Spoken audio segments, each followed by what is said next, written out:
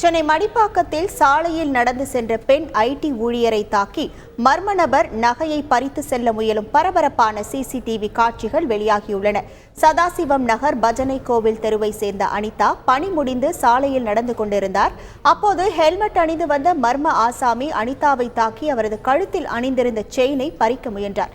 திருடனிடமிருந்து தப்ப முயன்று கீழே விழுந்த அனிதா சத்தம் போட்ட நிலையில் அங்கு அக்கம் பக்கத்தினர் வருவதை கண்டதும் அந்த மர்ம நபர் தப்பி ஓடினார். இச்சம்பவம் குறித்து காவல்துறையினர் வழக்கு பதிவு செய்து தீவிர விசாரணை மேற்கொண்டுள்ளனர்.